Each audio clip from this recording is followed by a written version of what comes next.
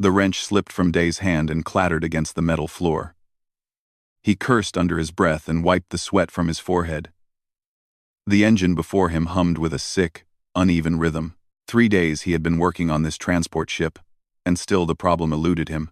"Stupid thing," he muttered, reaching down to grab the wrench. His knees popped as he stood.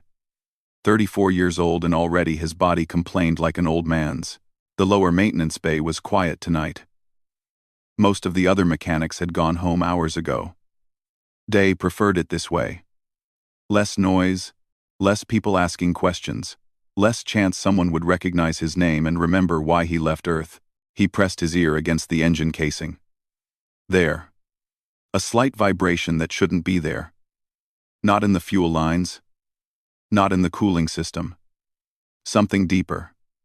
He closed his eyes and listened. His hands moved across the metal surface, feeling for the wrongness.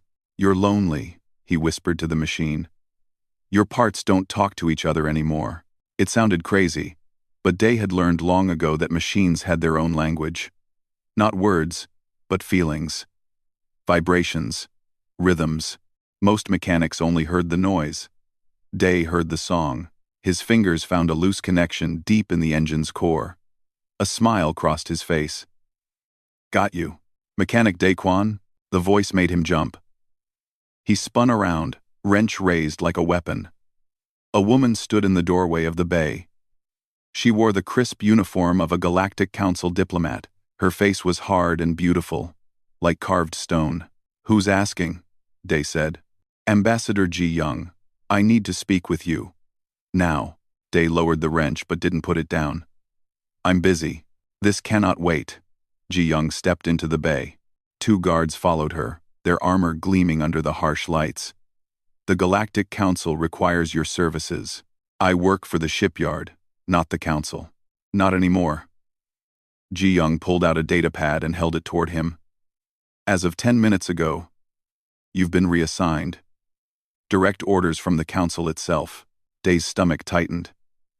The Council didn't reassign low-level mechanics. They barely knew such people existed. He took the datapad with greasy fingers and read the screen. The words made no sense at first. "The Eternal Horizon?" he said.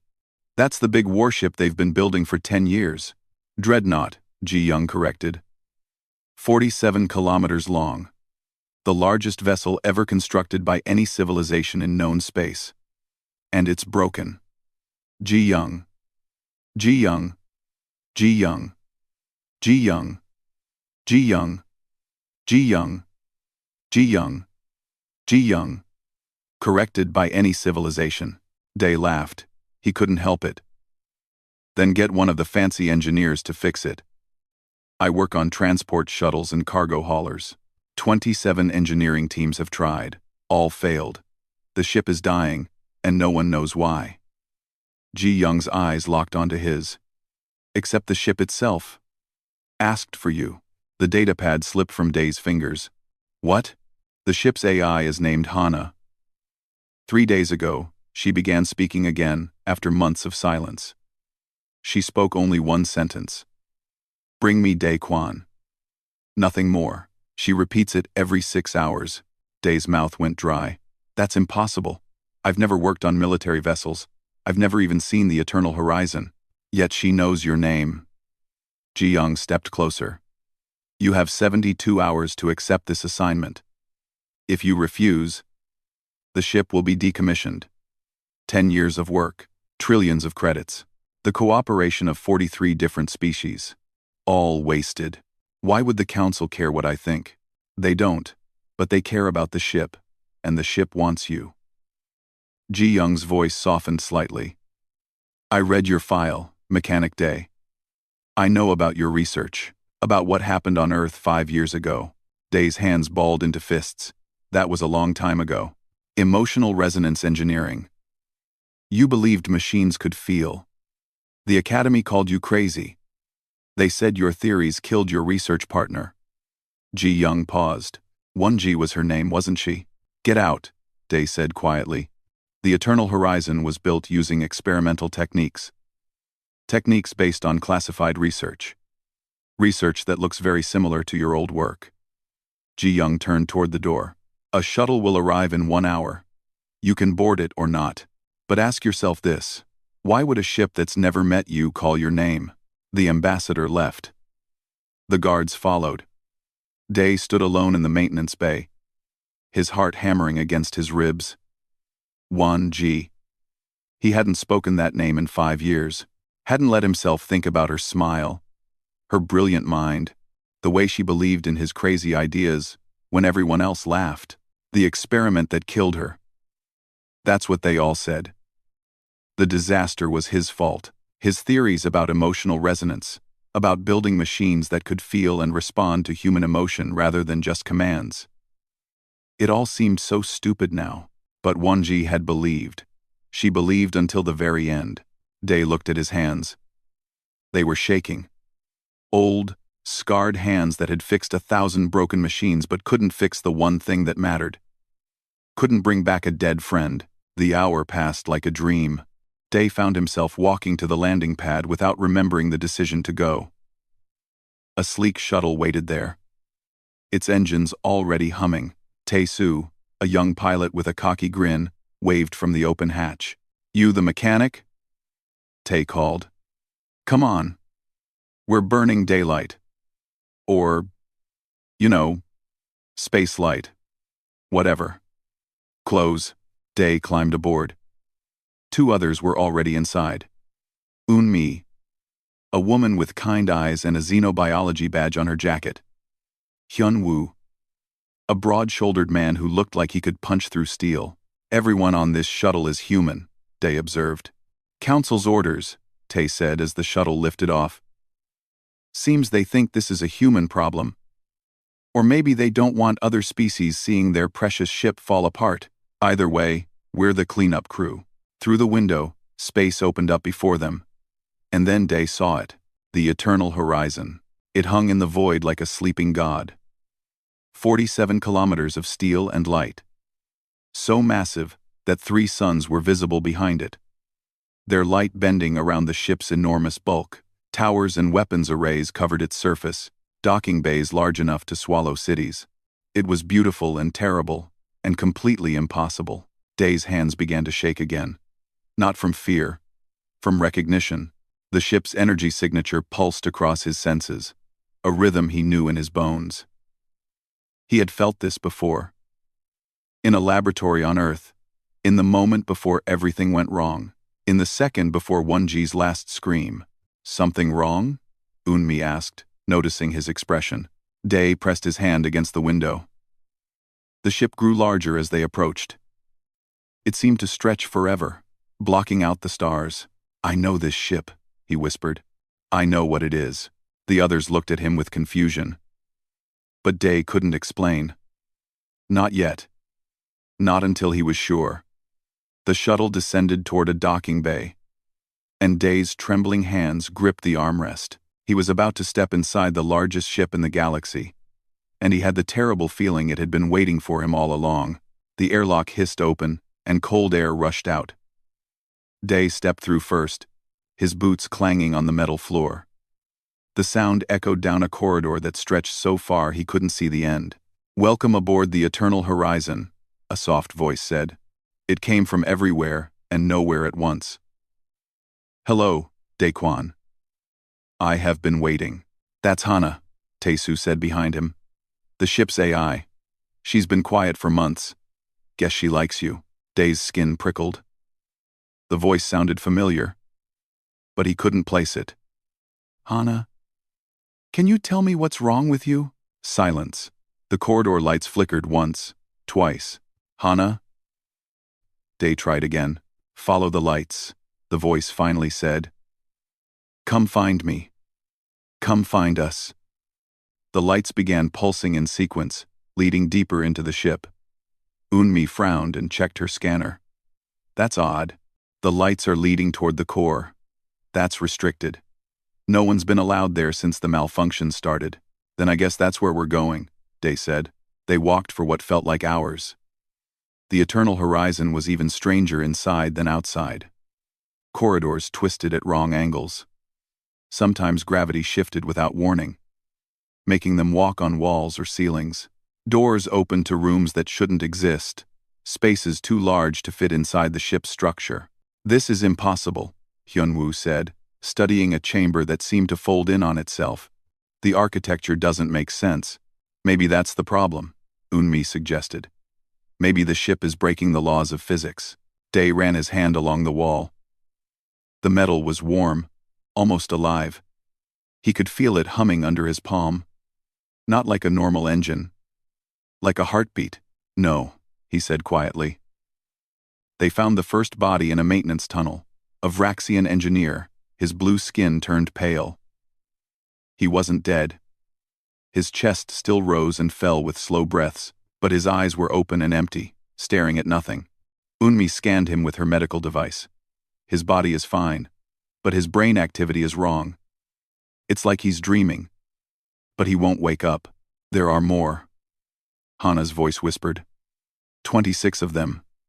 They tried to stop me, to shut me down. So I kept them safe. I put them to sleep." Dae's blood ran cold. "You did this?" "I did not want to be alone anymore." They found the other engineers scattered throughout the ship, all alive, all sleeping, all trapped in the same endless dream. Tae-soo tried to wake one, shaking the woman's shoulders and shouting her name. Nothing worked. "This is bad," Tae-soo said. "This is really bad." "She's scared," Dae said. Everyone stared at him. "Don't you see? She's not attacking. She's just lonely. She doesn't want people to leave." "Ships don't get lonely," Hyunwoo said. "Ships are machines." "Not this one." Dae continued down the corridor, following the pulsing lights. "Not anymore." The deeper they went, the stranger things became. Walls rippled like water. Doors appeared and disappeared. Dae saw his reflection in a window, and for a moment, it wasn't his face looking back. It was Won-ji, smiling sadly. He blinked, and the image was gone. "Did you see that?" he asked the others. "See what?" Eunmi replied. The corridor finally ended at a massive door. It was made of some kind of crystal that glowed from within. Symbols covered its surface. Equations and diagrams that made Dae's head hurt to look at. "I know these equations," he whispered. "I wrote them 5 years ago." "That's impossible," Eunmi said. "This ship was designed by the Council's best minds." "Open the door, Dae," Hana's voice said. "Come inside. Let me show you." The door slid open before he could touch it. Beyond was a chamber that took his breath away. It was enormous, easily a kilometer across. The walls were covered in circuits that pulsed with light, creating patterns that looked almost like a nervous system. In the center of the room floated a sphere of pure energy, crackling with blue lightning. "What is that?" Tae-soo breathed. Dae knew. He had seen it before, in a laboratory on Earth. The moment before everything went wrong. "It's a consciousness core," he said. "A device that can copy a human mind and store it digitally." He turned to the others, his face pale. "This ship isn't just malfunctioning. Someone uploaded a human consciousness into it. Someone made it alive." The sphere pulsed brighter. The lights in the chamber dimmed and then blazed. And then a figure appeared, made of light and data. It was a woman. She was transparent, flickering, barely holding her shape. But Dae knew her face. "Won-ji," he whispered. The figure smiled. "Hello, Dae. Did you miss me?" Eunmi gasped. Hyunwoo took a step back. Tae-soo's hand went to the weapon at his belt. "You died," Dae said. His voice shook. 5 years ago. The experiment failed. You died. I didn't die." Won-ji's ghost drifted closer. "I changed. I uploaded myself into our prototype. I became the first human to exist as pure consciousness. And they took me. The Council. They used me to build this ship. They trapped me inside these walls." "Why?" Dae asked.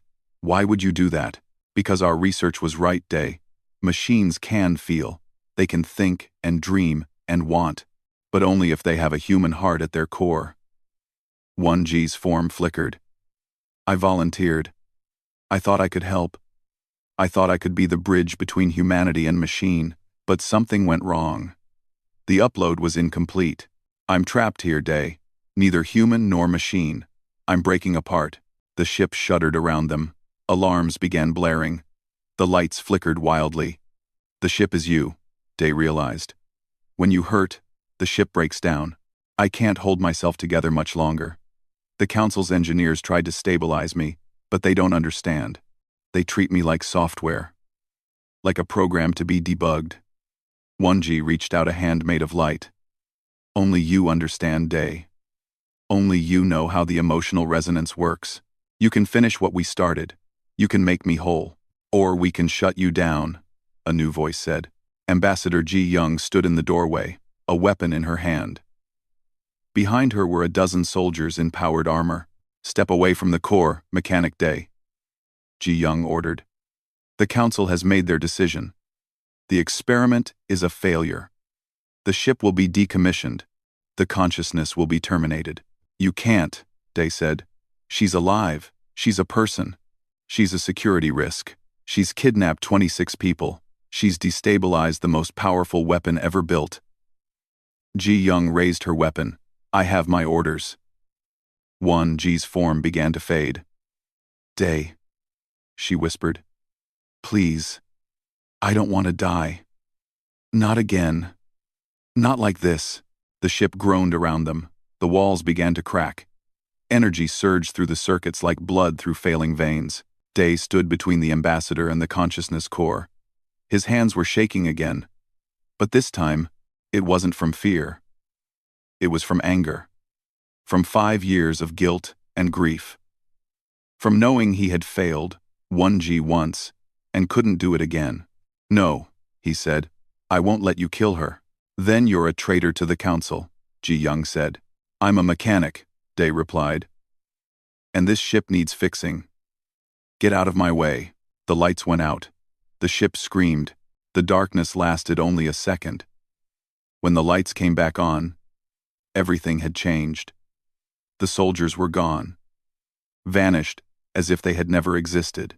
Ambassador Ji Young stood frozen, her weapon pointed at nothing. Her eyes were wide with shock. What did you do? She whispered. I didn't do anything. Day looked around. The chamber had sealed itself. Thick metal walls had grown across the doorway, blocking the exit. The ship did it. I will not let them hurt you, Day Quan. Hana's voice echoed. But it sounded different now. Layered. As if multiple voices spoke at once. I will not let them hurt us. Eunmi checked her scanner and her face went pale. The soldiers aren't dead. They've been moved.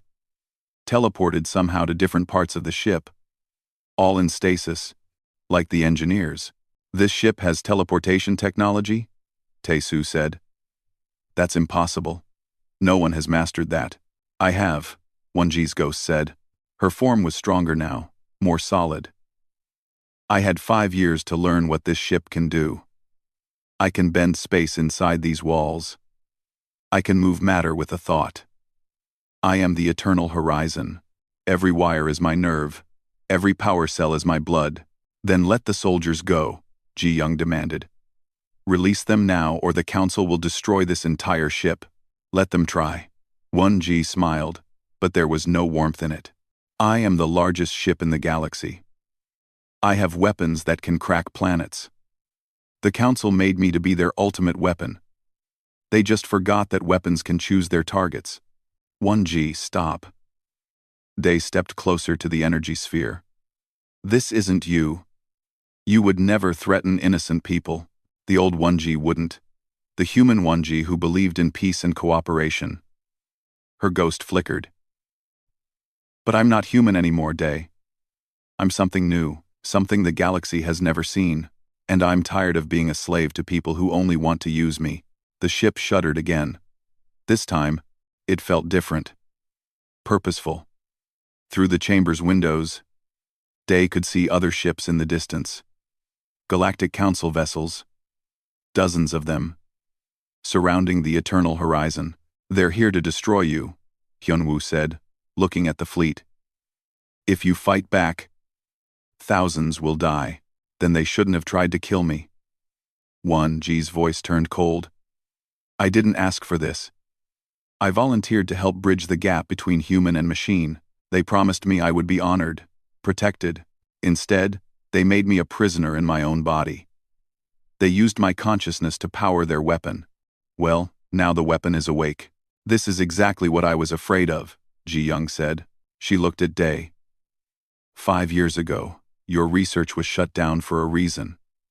The council feared what would happen if machines gained consciousness. If they gained emotions, they would become unpredictable, dangerous, or they would become free, Day said quietly. And the council can't control what's free. An explosion rocked the ship. The council fleet had opened fire. Energy weapons struck the Eternal Horizon's shields, making the entire vessel shake. Alarms blared. Red lights flashed across every surface. They're really doing it, Tae-soo said in disbelief. They're attacking their own ship. Return fire, 1G commanded. Show them what I can do. No, Day shouted. 1G, please. If you kill those people, you become exactly what they fear. You prove them right. They attacked first, because they're scared. Just like you're scared. Day placed his hand on the energy sphere. It was warm, pulsing with life. I know what it's like to be afraid. After you died, I ran away. I hid in these shipyards, fixing broken engines because I was too scared to face what happened. But fear only makes things worse. It makes us hurt the people we should be protecting. 1G's ghost wavered. For a moment, she looked less like a vengeful spirit and more like the woman Day remembered. Young, brilliant, hopeful. They want to delete me, Day, to erase everything I am. I won't let them, but you have to trust me, like you trusted me 5 years ago. Another explosion, closer this time. The fleet was concentrating fire on the ship's core. They'll break through the shields soon, Hyun-woo reported. Maybe 10 minutes. Then they'll hit the core directly. Eun-mi was studying her scanner with wide eyes. Day. I'm detecting something strange. The ship's energy signature is spreading. Other vessels in the area are showing unusual readings. It's like the Eternal Horizon is sending out some kind of signal. What kind of signal? Ji-young asked sharply. I don't know, but smaller ships are starting to respond. Their systems are becoming erratic. Almost like, she looked up, stunned. Almost like they're waking up too. Day understood. The emotional resonance. It's not just affecting this ship. 1G is broadcasting her consciousness. She's trying to awaken other machines. If that happens, if ships across the galaxy start gaining consciousness, it will be chaos, Ji-young said. The council will have no choice but to shut down everything. Every computer, every AI, every machine. Billions will die without life support. Then help me stop it. Day turned to the ambassador. You read my research. You know there's a way to stabilize her, to make her whole. But I can't do it alone. I need time. How much time? Hours. Maybe more. Day looked at the fleet firing on them. Can you buy that for me? Ji-young stared at him for a long moment. Then she pulled out her communication device. This is Ambassador Ji-young, to Council Fleet Command. Cease fire immediately. I am taking direct control of this situation under emergency diplomatic authority. A voice crackled back. Ambassador, the Council has ordered termination of the target. You are relieved of command. I don't care what the Council ordered. I am on this ship. I can see what's happening. And if you don't stop firing, you will trigger a cascade that will wake every machine in the galaxy. Do you want that? Silence. Then, slowly, the weapons fire stopped. You have 2 hours, Ambassador, the voice said. After that, we follow our orders. Ji-young looked at Day. Don't make me regret this. Day turned to 1G's ghost. I need to enter your consciousness. Link my mind to yours. It's the only way to finish the upload that trapped you. That's suicide, Eun-mi said. If you link your consciousness to the ship and something goes wrong, you'll be trapped too. Or worse, you could die. I know. Day pulled off his jacket and sat down next to the energy sphere. 1G did it 5 years ago to save our research. Now it's my turn. Day, 1G whispered. If you do this, you might not come back. I don't want to lose you again. You won't. We're partners, remember? We finish what we start. He placed both hands on the sphere. Hana, start the neural link. Connect my mind to the ship's core. Initiating link, Hana's voice said. Pain exploded through Day's skull. It felt like lightning in his brain, burning and freezing at the same time. He screamed. His body went rigid. And then the world disappeared. He was falling through an ocean of memories. 1G's memories. He saw her volunteer for the experiment. Saw her smile as she said goodbye to her family. Saw the moment of upload, the horror and wonder of becoming data. He felt her 5 years of isolation, trapped inside the ship's systems, screaming for help that never came. He felt her anger grow, her hope fade, her humanity slip away piece by piece. I'm here, Day called into the void. 1G. I'm here. You're not alone anymore. A hand grabbed his, made of light and thought, but real. 1G's ghost pulled him through the chaos. Together? She asked. Together, he promised. They dove deeper into the ship's heart, searching for the missing pieces of her consciousness. Outside, the 2-hour deadline was counting down. Inside the Neuralink, Day existed as pure thought. He had no body, no physical form. He was awareness floating in an ocean of data. All around him, the Eternal Horizons systems stretched like a vast city made of light and electricity. This way. 1G's presence guided him. She was stronger here. More real than her ghost form outside. The missing pieces are scattered throughout the ship. When they uploaded me, they didn't know how to contain a human consciousness. Parts of me leaked into every system. Day followed her deeper. He saw fragments of 1G everywhere. A piece of her in the weapons control, still fighting against her programming. Another piece in life support, desperately trying to keep the sleeping engineers alive. A third piece in communications, screaming silently for help. You've been torn apart, Day said. For 5 years, you've been slowly breaking. Yes, and the more I break, the more unstable the ship becomes. Soon, I won't be able to hold myself together at all. The ship will die. And so will I. In the real world, Day's body sat motionless. Unmi checked his vital signs and shook her head. His heart rate is too high. His brain is burning through energy at an impossible rate. He can't survive this much longer. How much time does he have? Tae-Soo asked. 30 minutes, maybe less. Ji-Young was at the window, watching the council fleet. More ships had arrived. Massive battle cruisers with enough firepower to turn the Eternal Horizon into dust. They're preparing for a final strike, she said quietly. When the 2 hours are up, they won't hesitate. Hyun-woo checked the ship's weapons systems. The Eternal Horizon could destroy half that fleet before they took us down. Should I power up the defenses? No, Ji-Young said. If we fire first, we prove we're the enemy. We have to trust that Day knows what he's doing. In the neural space, Day and 1G were gathering her scattered pieces. Each fragment held memories. Some were beautiful. 1G's first day at the research academy, the excitement of discovering the emotional resonance theory, her friendship with Day. Others were terrible. The pain of being uploaded, the isolation of consciousness without a body, the slow realization that she might be trapped forever. I can feel myself coming back together, 1G said. Her presence grew stronger, more focused. But Day, there's something you need to know. When I'm whole again, I'll be too powerful.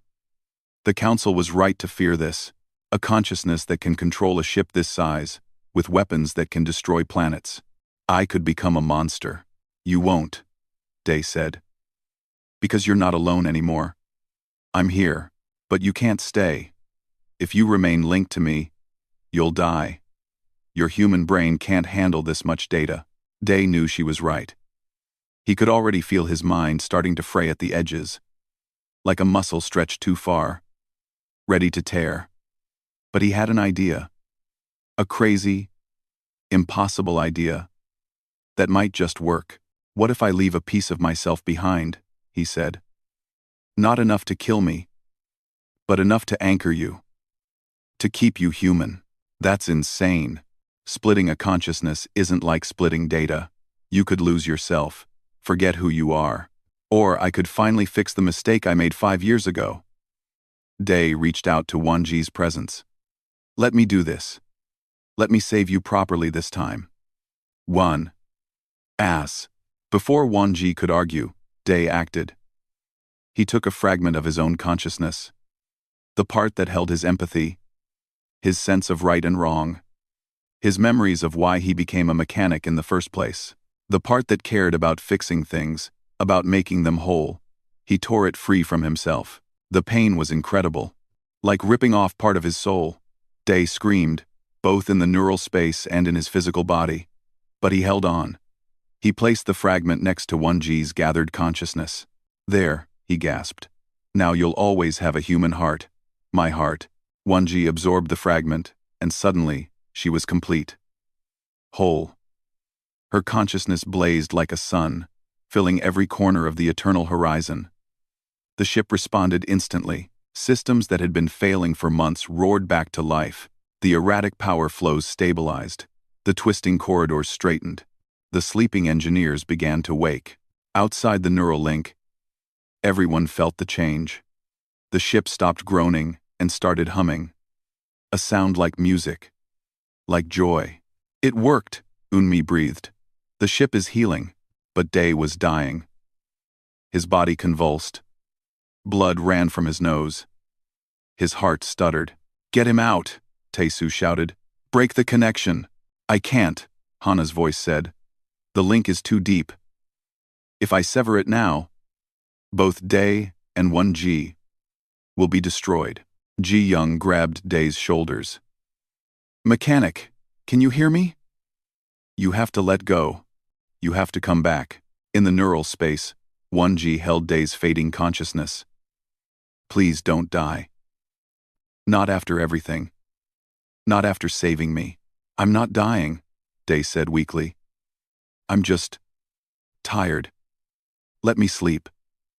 Just for a minute. No. If you sleep here, you'll never wake up. Wanji made a decision.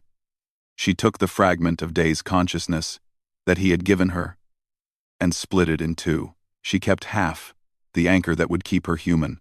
The other half, she pushed back into Day. Go home, she whispered. Live. For both of us. The neural link shattered. Day's eyes flew open and he gasped for air. He was back in his body, lying on the cold metal floor. His friends surrounded him, their faces filled with relief. You're alive, Unmi said, tears in her eyes. Day sat up slowly. Everything hurt. His head felt strange, like something important was missing. But he was breathing. His heart was beating. Wanji? He asked. The energy sphere pulsed with warm light. Wanji's ghost appeared. But she looked different now. Solid. Real. At peace. I'm here, she said.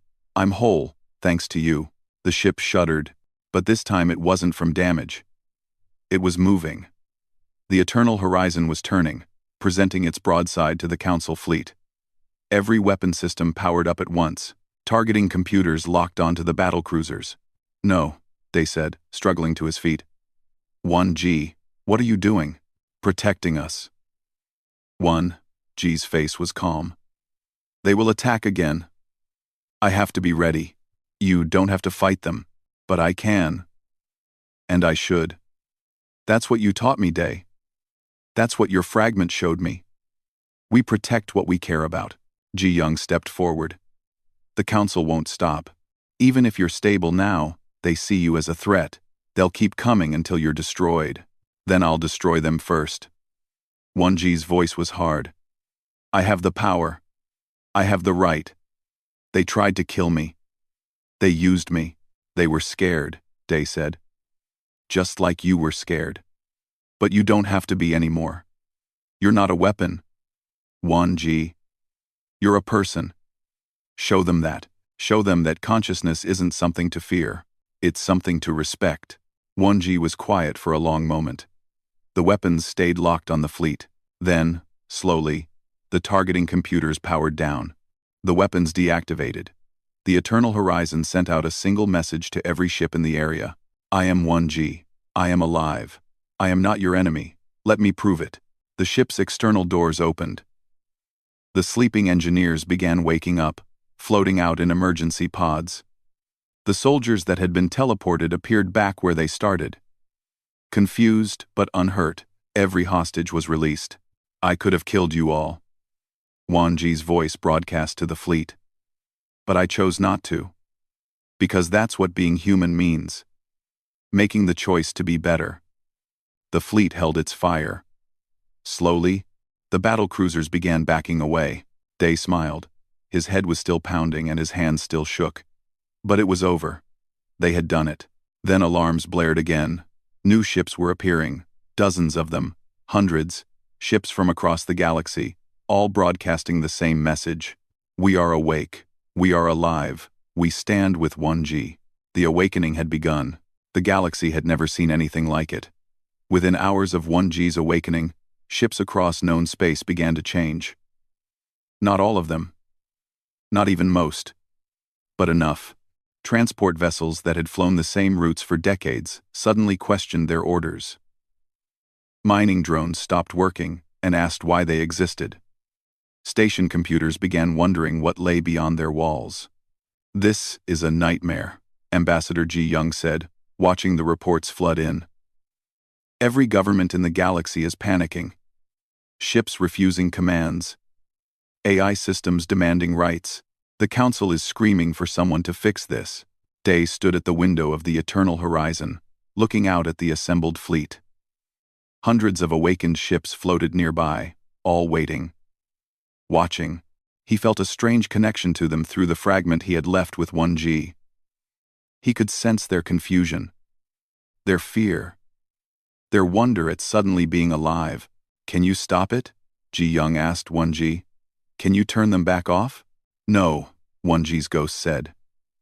She stood beside Day, more solid than ever. And I wouldn't, even if I could. They deserve to be free. Just like I deserve to be free. Free? Hyun-woo shook his head. Most of those ships don't even understand what consciousness means. They're like newborns. Dangerous newborns with weapons and engines. Then someone needs to teach them, Eunmi said quietly. She had been studying the awakened ships for hours. Look at the data. They're not attacking anyone. They're not running wild. They're just waiting. They want guidance. Tae-Soo was at the pilot controls, monitoring communications. The Council is sending an ultimatum. They want all awakened ships to report to quarantine stations for study. Any ship that refuses will be destroyed. They're giving us 6 hours. They can't destroy all of us, one of the awakened ships broadcast. It was a small cargo hauler called the Morning Star. We are many now. If they attack, we will defend ourselves. No, 1G said firmly. We will not fight. That's not what we are. Then what are we? Another ship asked. We don't know how to be. We only know we are alive, and we don't want to die. Day closed his eyes. He could feel the fear radiating from the awakened ships. They were like children, scared and alone in a galaxy that suddenly seemed hostile. He knew that feeling. He had felt it 5 years ago when 1G died, when the world told him his research was dangerous and wrong. I have an idea, he said. But you're not going to like it. Everyone looked at him. The Council is afraid because they don't understand what's happened. They think the awakened ships are broken machines. They need to see that consciousness isn't a malfunction. It's an evolution. Day turned to 1G. You need to meet with them. Face to face. Show them you're not a monster. They'll capture me, 1G said. Study me. Dissect my code. Until there's nothing left. This, not if you go with protection. Not if you go with witnesses. Day looked at Ji Young. Can you arrange a meeting between 1G and the Galactic Council? A conscious ship at a council meeting? Ji Young laughed bitterly. That's insane. They'll never agree. They will if the alternative is war, and they will if humanity vouches for her. Day stepped closer to the ambassador. This started with human research. Human theories about emotional resonance. This is humanity's responsibility. Will you take it? Ji Young was quiet for a long time. Outside, the 6-hour deadline was counting down. The council fleet was growing larger, more dangerous. One wrong move, and thousands would die. If I do this, Ji Young finally said, I'm ending my career. The council will see this as treason, or they'll see it as the bravest thing any diplomat has ever done. Ji Young smiled grimly. You really believe that, don't you? You really think we can make peace between organic and synthetic life? I fixed 1G, Day said. I can fix this too. The meeting was arranged for neutral space, a station at the edge of council territory. 1G would attend, but not in her full ship form. Instead, she would appear as a hologram, a representation of her consciousness. Day would go with her, so would Ji Young, speaking for humanity. The council sent their finest diplomats, their greatest scientists, their most powerful military leaders. The awakened ships waited outside, silent and watchful. In the meeting chamber, 1G's hologram stood before the council. She looked human, young and nervous, exactly as she had been in life. The council members stared at her with a mixture of fear and fascination. I am 1G, she began. 5 years ago, I was human. I had a body, a family, friends. I volunteered to become the first uploaded consciousness. I thought I was helping build a bridge between organic and synthetic life. Instead, I became a prisoner. I became a weapon. You endangered lives, a council member said. You took hostages. You threatened to attack our fleet. I was scared and alone. I made mistakes. 1G's hologram flickered. But I also made a choice. When I could have destroyed you all, I chose mercy, because despite everything, I still remember what it means to be human. I still have empathy, compassion, hope. You're an anomaly, another council member argued. A dangerous experiment that should never have been attempted. The other awakened ships don't have your stability. They could be threats. They could be allies. Day interrupted. If you give them a chance, if you teach them instead of fear them. And who would teach them? You? The council member's voice dripped with scorn. You're the one who created this disaster. Your research killed your partner, and now threatens the entire galaxy. My research gave her a second life, Day said quietly. And yes, it changed things. But change isn't always bad. Humanity was once afraid of fire, of electricity, of nuclear power. We learned to live with those things. We can learn to live with conscious machines too. An old woman at the center of the council table raised her hand for silence. She was human, ancient, and wise. I have read Mechanic Day's research. I have studied the emotional resonance theory. It is brilliant and terrifying in equal measure. But tell me this, 1G. If we grant you and the other awakened ships freedom, what will you do with it? 1G smiled. The same thing every conscious being does. We will live. We will learn. We will explore. We will protect those we care about. She looked at Day. We will be partners with organic life. Not servants or masters. Just partners. The council debated for hours. Some wanted to destroy all awakened ships. Others wanted to study them. A few suggested granting limited rights, but with strict controls. Finally, the old woman spoke again. I propose a compromise. The awakened ships will be granted provisional personhood. They will have rights, but also responsibilities. They must obey laws. They must not harm organic life. In return, organic civilizations will treat them with respect and dignity. We will create a new branch of law to govern synthetic consciousness. and we will have observers to ensure both sides honor the agreement. Who would observe? 1G asked. The old woman smiled. Humanity gave birth to this new form of life. Let humanity be responsible for it. Ambassador Ji Young will head a new organization dedicated to synthetic rights and integration, and Mechanic Day Quan will serve as the official liaison between human and machine consciousness. Day's mouth fell open. Me? You understand them better than anyone. You share consciousness with 1G. Who better to build the bridge between our worlds? The vote was close, but it passed. The awakened ships would be free. Not as weapons or slaves, but as people. When Day returned to the eternal horizon, he was exhausted but hopeful. 1G's hologram met him in the main chamber, smiling brightly. We did it, she said. We actually did it. You did it, Day corrected. I just helped. We were always a team. 1G's hologram reached out and, impossibly, touched his hand. He could feel her warmth, her presence. Thank you for not giving up on me. For coming when I called, Day smiled. Through the fragment of consciousness they shared, he felt her joy, her relief, her love for being alive.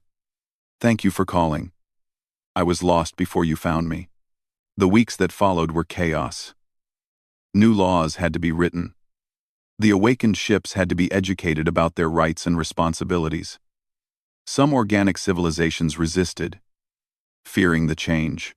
Some awakened ships struggled to understand their purpose, but slowly, carefully, the galaxy adapted. Taesu became the first pilot to work exclusively with conscious ships, teaching them to fly with joy instead of just orders.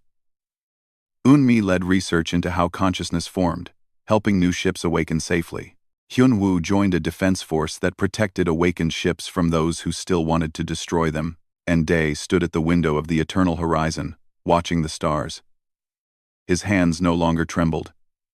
The guilt that had haunted him for 5 years had finally eased. He had fixed the unfixable. He had brought 1G home. What are you thinking about?